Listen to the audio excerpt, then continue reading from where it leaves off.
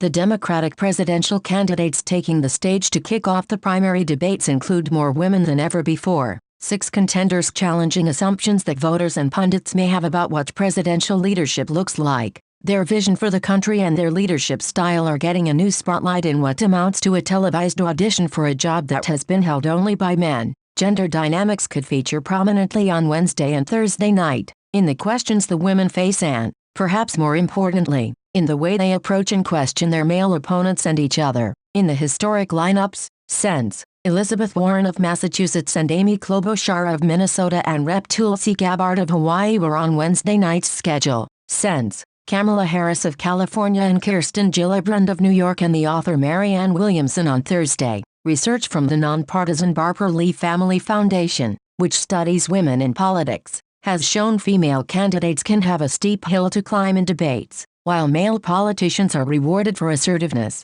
a quality that debates demand. Women pay a higher price for going negative or exposing areas of contrast with their opponents. According to the findings, Karine Jean-Pierre, a top official with the progressive advocacy group Move On, says, women need to both show strength and be likable. They also need to sell their credentials more than men. All of that puts them at a disadvantage. That being said, we know women voters will be key to this election. Also, multiple Democratic strategists say, if a male candidate opts to change the way he approaches a female candidate because of her gender, that could also appear sexist. On each night, 7 male candidates will join 3 women. These are men that are going to be really cognizant of how they're treating the women on stage, said Amanda Litman, who served on Hillary Clinton's digital team in 2016 and is a co-founder of Run for Something, aides and allies of multiple female candidates in the debates, speaking on condition of anonymity to discuss campaign strategy, said that they have considered how they would handle sexist issues,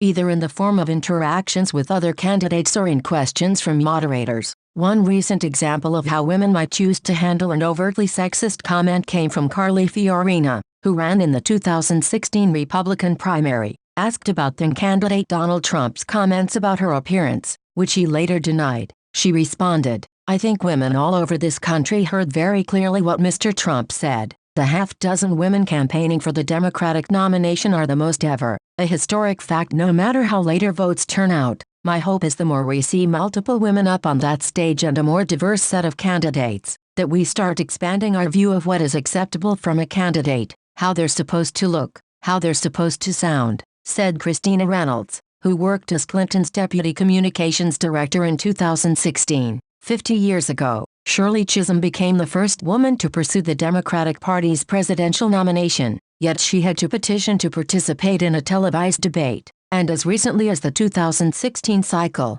debates included just 2 women on stage, Clinton, who eventually won the Democratic nomination, and Republican Fiorina, a former technology executive. Several male candidates have not previously debated a woman. 2 that have, Joe Biden and Bernie Sanders, will stand side by side on Thursday night. Biden shared a debate stage with Clinton for the first Democratic presidential debate of the 2008 cycle, and later with Alaska Governor Sarah Palin after Barack Obama selected him as running mate. In 1986, Sanders, who was running for governor as an independent, debated Democratic incumbent Governor Madeleine Kunin. In 2016, he and Clinton faced off in multiple debates during the Democratic primary. In the 2008 campaign, one of the most pointed moments came before the New Hampshire primary. A moderator asked Clinton why voters found her less likable than some of her rivals, to which she replied, well, that hurts my feelings. Then Sen. Barack Obama replied, you're likable enough,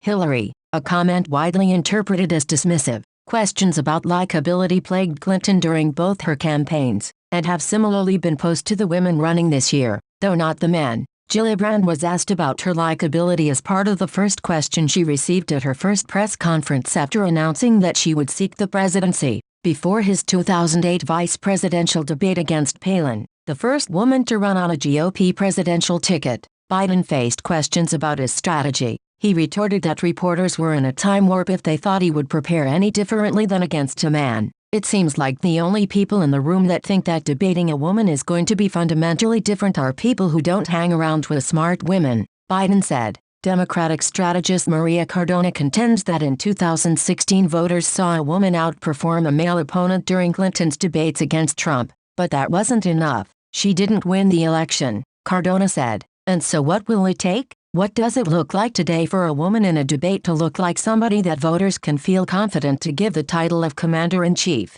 I don't think we know that yet. The women running in 2020 have embraced the idea that they might make history. Warren frequently says she's running for president because that's what girls do. Klobuchar says, "May the best woman win."